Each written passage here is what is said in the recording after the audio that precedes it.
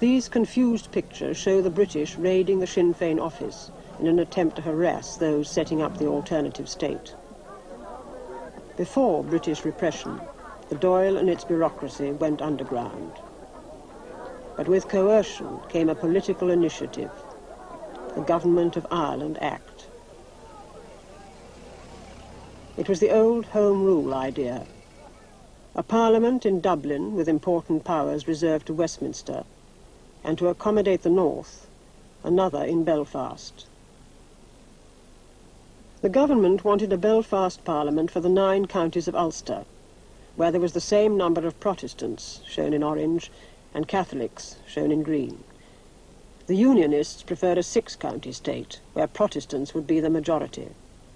The cabinet acquiesced. Despite the fact that Protestants would hold sway in the Belfast Parliament, many Unionists, seen here protesting outside the House of Commons, remained unhappy with the Home Rule idea. They did not want Home Rule at any price. They wanted to remain forever a part of the United Kingdom, and they wanted, of course, the whole of Ireland to remain part of the United Kingdom. But since that was no longer possible, they had to accept the situation which Lloyd George now proposed to impose upon them. And Sir James Craig, in writing to Lloyd George, actually described it as the supreme sacrifice. He said, "We are prepared to make this supreme sacrifice in the interests of peace in Ireland." The Government of Ireland Bill, so far as the Dáil was concerned, was to be ignored in its constitutional provisions. They believed that it would not operate, that it could be made effectively abortive. And they concentrated, first of all, in getting the elections going to renew the mandate for the Republic, to participate in the elections in order to renew the mandate for the Republic, and simultaneously to escalate the guerrilla campaign in order to show the British that they meant business and that this solution was not acceptable. In the south, troops were a familiar sight, searches a daily occurrence. The Dáil would need an army to push Britain out of Ireland. As British soldiers policed the streets, the Irish Republican Army, the IRA, was being organised in secret. Its strategy was to render the country ungovernable by demoralising the army and the police and paralysing the civil administration. The only tactic against a professional army was guerrilla war. We had an elected government, and the British government of occupation had their army and their forces there, and we had to establish it, and lack of supplies and all that kind of thing. And the only way to do it was guerrilla warfare. Practically an unarmed body of men fighting one of the biggest empires at that time in the world, armed to the teeth with tanks, guns, and God knows what. There was nothing left to us except guerrilla tactics. It was quite easy for us to do it because the people were with us. We had no enemies, only the British forces. During the early stages, like police barracks were attacked and they were evacuated, and at the corner they were evacuated, they were burned. And they had to pull back into more or less the stronger centres in the towns and places. Attacks on the Royal Irish Constabulary, the RIC, in the countryside had forced them back into the barracks in the towns. By mid-1920, 55 had been killed, and men were resigning mainly as a result of threats to their families at the rate of 200 a month. So the authorities were forced to recruit amongst ex-servicemen in England. I came back from the war, the first war, and I thought that anything was better than standing in your queue. There were so many millions out of work. I was deciding to join up the French Foreign Legion, and on inquiries I found out the pay was only 10 centimes a day. And then I saw this advertisement in the paper about the Royal Irish Constabulary. Recruits wanted for the RIC with good pay, danger money, prospects of promotion and a pension on the end. So I thought to myself, well, why should I risk my life and perhaps limbs for 10 centimes a day when I could join the RIC and get good money. And then I had to go down to Chelsea to pass a test, which I did. And the next night I caught the train from Euston Station, and then I was in Avon Street, Dublin, in the morning. By October 1920, more than 2,000 recruits had arrived to augment the Irish police. Although organised on military lines, they were nominally under police control. What the authorities never really clarified was whether they were to behave like soldiers or policemen. Their mixture of army and police uniforms symbolised their ambivalent role and gave them a nickname, the Black and Tans. As they patrolled the Irish countryside, their enemy was the IRA flying columns, groups of 20 men or so constantly on the move, attacking them and then melting into the countryside. A roadblock might be an ambush. Experience on the Western Front proved irrelevant when dealing with guerrillas, and the fight against an unseen enemy was both bewildering and frustrating. In Ireland, you know, at that time there was the little low walls along the side of the roads, and if you saw one of those, you watched, because they'd be behind them, and if they dug a trench you had to stop, and you were in action right away. And when we used to look up and we saw any pigeons or sparrows flying away from the roofs, we would dive into a doorway. Sometimes you might get a car with not enough protection, you'd be able to lob a grenade in. And all you could do then was say, here, share that amongst you. If we could catch them, we would kill them. And they were on the, actually in the act of laying an ambush. It was a question of them or us. We were called by some journalists at the time the fleas, and we bit them and away and came back and bit them again. We weren't scared at all. We didn't care about them as long as that we had a chance to fight back. And if you can fight back and shoot back, then you feel all right. But it was difficult to shoot back. As killings and ambushes of the police and troops became commonplace, the Black and Tans began to take reprisals on those they suspected of harbouring the rebels. Creameries, so crucial to Ireland's dairy economy, were wrecked, like this one at Mallow. Houses were sacked and burnt. Suspects were shot.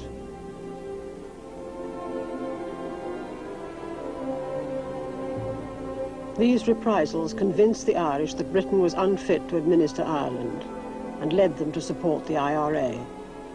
The Black and Tans are remembered and hated to this day. They just ran through every town and village, guns at the ready, firing indiscriminately at passers-by, and at night breaking into people's houses, taking all the males out and bringing them either to the jail or barracks, questioning them and searching them, and very often took people out and they didn't come back home again, they were killed. They were a complete law to themselves. They were given a free hand to do what they liked, and they did what they liked. They shot, burned, murdered, beat up, did anything they liked, and they burned Balbriggan and many other Irish towns. They were killed. They were a complete law to themselves. They were given a free hand to do what they liked, and they did what they liked. They shot, burned, murdered, beat up, did anything they liked, and they burned Balbriggan and many other Irish towns. The case of Balbriggan, a small seaside town near Dublin, was not untypical. On the 20th of September 1920, a senior policeman was killed. That night, policemen broke into, looted and burnt 4 pubs, 49 houses, and a hosiery factory. The morning saw families fleeing their homes. In England, public opinion grew restive. Concerned editorials appeared in the Times. The Sinn Féin strategy of making Ireland ungovernable by Britain was beginning to work.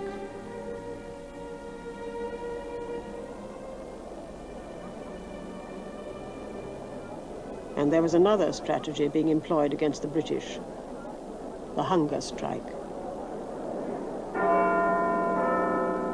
London, 25th October 1920, Brixton Prison.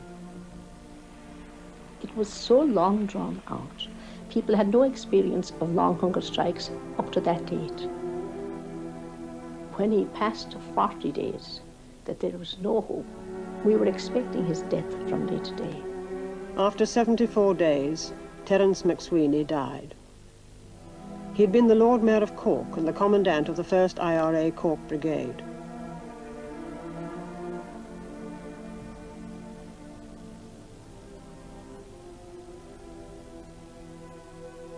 Before his death, he had written, "It is not those who can inflict the most, but those that can suffer the most who will conquer."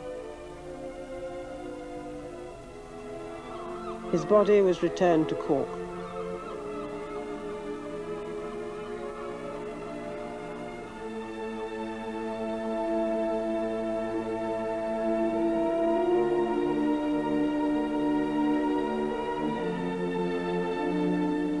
Thousands attended his funeral. We followed that man's agony until he died. And we weren't alone at that. The whole country were with Terence McSweeney in Brixton Prison until he died.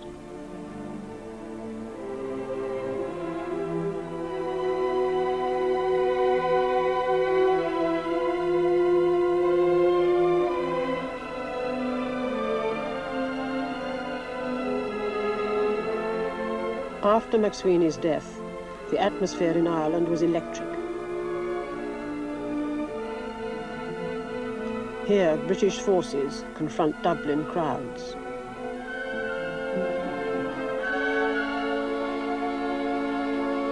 Meanwhile, British Secret Service officers had arrived in Dublin to break the IRA's network of informers in the British administration. Word got out that what they call the Caro gang had arrived here in Dublin. They were the cream of the British intelligence, and that they were living in civilian houses all over the city. And needless, I was a soldier, and the men who was with me were soldiers. We never asked any questions. We got an order, we carried it out. Whether it was right or wrong, we carried out that order. We went up to the hall door, knocked at the door, and a maid opened the door, and I said, "Could I see Captain Bennett?" Oh, she said, "He's in bed." So he's very important, I must see him. We brought down Bennett down to Ames, and I said to them, "You know you're British spies. You know the consequences if you're caught as a spy is death." And I said, "That's what's going to happen to you two men now. The Lord have mercy on your souls." So the two of them were shot. Along with Bennett and Ames, the bodies of 10 other officers shot by the IRA were returned to England with full military honours.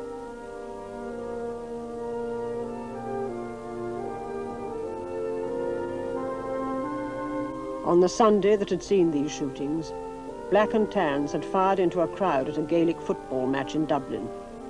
12 people had died. It is remembered as Bloody Sunday. Ireland was at war.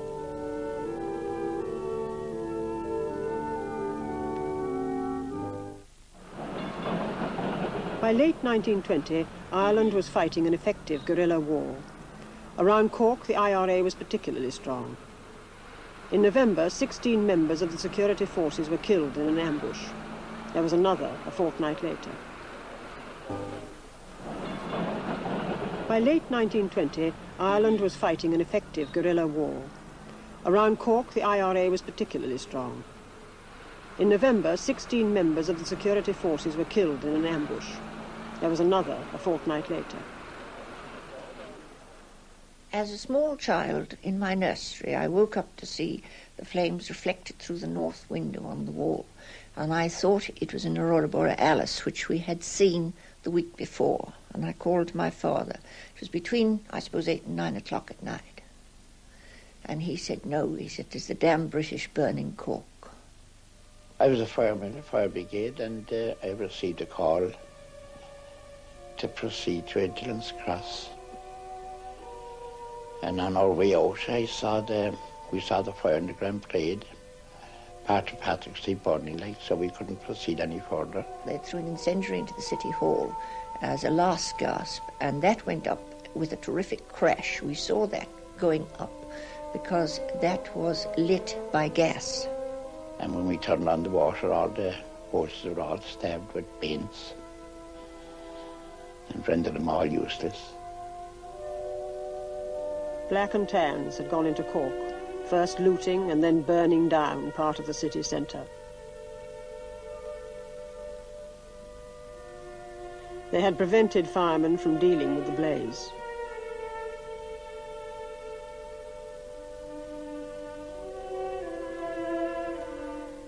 Well, the black smoke was coming up for nearly a week up the hill. And, we were nearly suffocated. It was immense. It was as bad as anything I had seen in the Blitz in London. There's hardly a building left.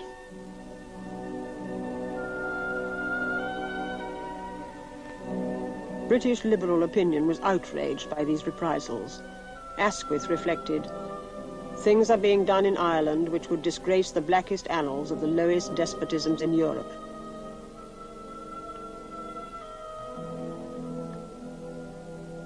They used to carry the holster on the thigh with a revolver, but hanging from the ring of the revolver, they had a half a burnt cork. And the attitude was that if you ambush us, now you know what's going to happen. Half of cork's been burnt, and be careful, we might burn your place down. In December 1920, the government sanctioned official reprisals. Over the next few months, hundreds of homes of those suspected of being involved with the IRA were deliberately destroyed by Crown forces. But British government policy was ambivalent. Lloyd George, seen here with the Irish Secretary inspecting Black and Tans in London, was presiding over a cabinet wavering between a hard military line and a soft civil approach. As a result, there was no clear policy, no firm line on the reprisals. The army was furious over the indiscipline of these men, but could do nothing since they were under police control. Now, even a military victory would mean little. The question that the soldiers themselves were asking then, and will always ask in these sort of circumstances, is then what? What next? What does this military success mean in political terms? It means nothing, because what you've done is to just introduce violence, oppression into the whole political system, and it's almost impossible to imagine that after this display of violence, the moderate majority will then turn around and say, well, now we're happy to cooperate with you in some form of amicable solution. By April 1921, incidents involving the security forces and the IRA were running at about 60 a day. In May, they attacked the British local government office in Dublin. The army was now telling Lloyd George that a military victory could be achieved only by full martial law and the suspension of civil liberties. With the local government office burnt out and its records destroyed, Britain's already shaky control over the country was further weakened. Up north, the Unionists had accepted the provisions of the Government of Ireland Act, and in May went to the polls to elect their parliament. Very rapidly, the feeling of not wanting the devolved parliament gave way to a sense of pride in the Belfast parliament, and a sense that with some good fortune it might be able to operate as a separate legislature under, of course, the overall supremacy of the Imperial Parliament at Westminster.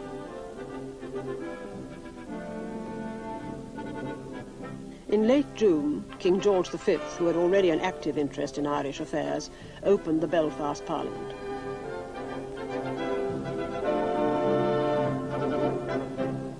The visit itself, in a way, set a seal on the constitutional propriety of the setting up of Parliament. From the Unionist point of view, this was a very much needed boost to morale and made the best possible beginning for the new Parliament. His speech was conciliatory and obviously directed towards the south. I appeal to all Irishmen to stretch out the hand of forbearance, to forgive and forget, and to join in making for the land which they love a new era of peace. It was time for a truce. Political events were moving. There was an embryonic state or apparatus of state beginning in the north, and it was time to begin serious initiatives as well so that things would not get out of hand.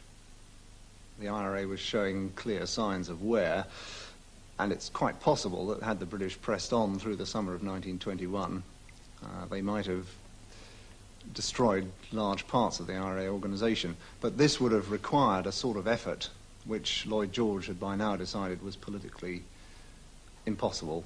The political climate did seem to be favourable. That is to say, public opinion, both in Britain and in America, seemed to be favourable towards the Irish claims in view of the stories of reprisals of the Black and Tans and of the conduct of the War of Independence. In propaganda terms, it was a favourable climate of opinion in which to begin negotiations.